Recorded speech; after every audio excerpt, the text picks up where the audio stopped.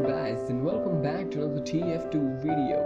I'm the Sniper and I will talk about various ways by which you can reduce lag and improve the gameplay of TF2. Well, it's 2018 and the ways have changed. So let me take you over to the engineer who will tell you what to do. Well, I'm the engineer and I build stuff and I repair stuff. Let me help you repair and fix your PC or laptop so you can play TF2 without lag. Lag can be caused due to two basic reasons: slow net or shitty PC, that is low-end PC. Let us first solve this low internet problem. So basic things which you can do to fix it are, well, nothing beats good internet, but if you have slow net, then try to upgrade to 4G, 5G or Wi-Fi. Well, but if you can't, try to do these things. Firstly, try and use broadband for best connection. If you are using Wi-Fi with interrupted connections, you can use a VPN to maintain a constant connection. Just make sure that you select the server closest to your country, and the best thing you can do is try avoiding using the internet at the peak time when everyone else uses it. So usually in our country, net is much better during the night. The more the people connected to a Wi-Fi, the slower your net speed will be. Okay, now let's go into the PC and fix that box-like PC of yours. If you have a low RAM and less graphic, TF2 can cause lag in the highest resolution. Well, I have a very simple fix for that. But before that, let me tell you one more thing. If your processor is i3 or below, the game might be laggy too. So follow these steps and you will be fine. Firstly, close all background apps and processes running to ensure that all the PC resources are used for the game. To do this, press Alt Ctrl plus Delete on your keyboard and go to the task manager. From here on, you can select whatever you want to close, but make sure you keep the system files, that is Windows processing, running on your PC might crash. Second thing which you need to do is that nowadays mostly antivirus and Windows come with a game mode, so enabling it will save you from upcoming notification and direct all the priorities towards the game. Last but the golden Australian trick I have is changing the graphics to make it possible to play even on the first computer ever made.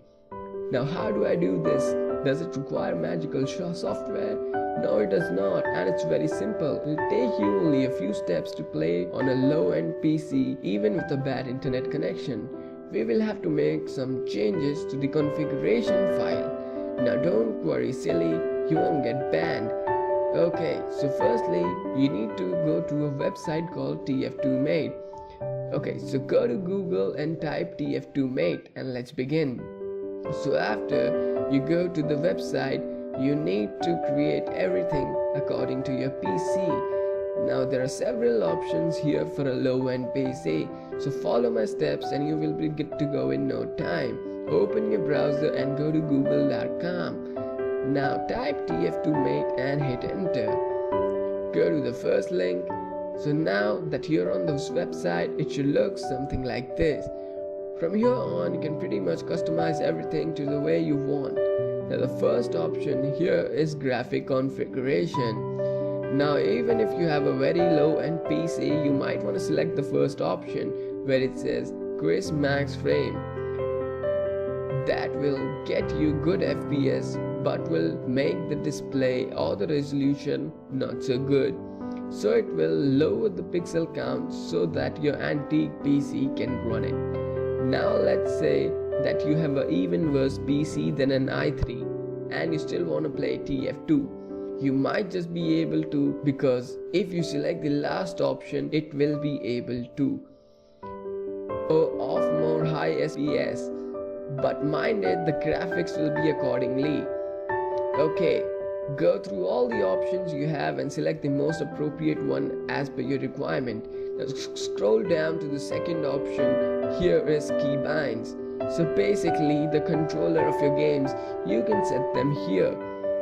You can change everything from the key slot. Here's another side note.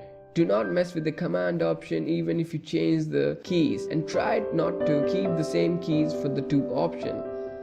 If you want to make a customizable change, you're welcome to. It's better to make all the changes here because you don't have to make changes in the game again and again. These settings will load by default, and so select the keys which you actually want to use, or else you will have to keep changing it in the game. And let's move on. So here comes the setting. Let the display size be as it is because it's auto detected. You can choose windows with no borders to rule out those ugly blue strips, or you can go with a full screen if you have a big display, or a regular window if you want to close the game quickly. I'm gonna keep the maximum refresh rate the same. Now, as I said, I will also show you some things for the bad connections. Well, here they are. In the network setting, you can get maximum output even for a bad internet connection.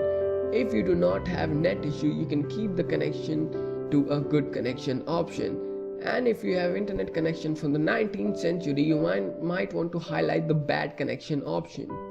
Hit sound is another good option. I suggest you to enable this. Next is the multi-core setting. You should not mess with this option. Keep this in mind unless you know what you're doing. And if the game crashes, select the default option. Another good thing for the soldier player is that this option of keybind rocket jumping. This makes it much more easier for rocket jumping, and from here on I'm gonna keep everything the same. You can read the instruction on the right side. Let us go on to the class and weapon customization, one of my favorite parts. You can literally change every crosshair of every class from here, so go ahead and mess with the option. And the medic's best friend is here with auto heal. Yeah, just go on ahead and select this. This saves a lot of click, and just by pressing shift you can stop and start the heal.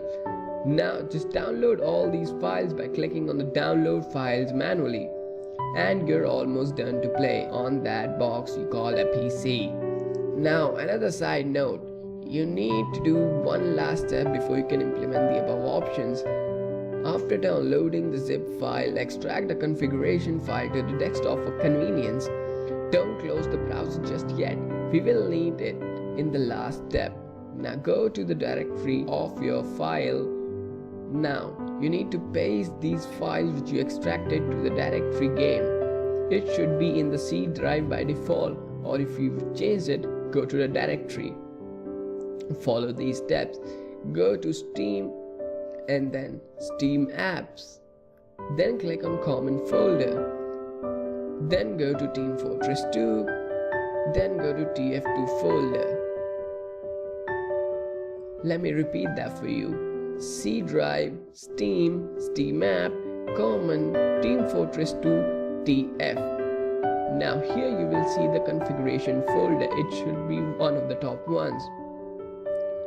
And now we will place the configuration files we got from the website which we extracted on the desktop. You will see a pop-up like this with a replace option. If you want to keep the backup of the original configuration file, you can. But since I don't need it, I'll just replace the files. And last small tiny mini thing is setting the launch options on the website. Without it, all this won't work. So copy the launch option from the website. Now open Steam. After you've done that, right click on Team Fortress 2, and then at the end there would be an option of properties. Click on it. In the general tab, click on the launch option and paste those copied launch option here and click OK. Now you can close it and open the game to see your changes. These settings will blow your mind. So are you ready? Well, let's launch the game.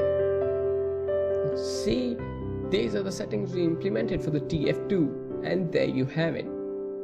If you like this video, don't forget to subscribe and like, cause it took a lot of effort, trust me. Thank you for watching.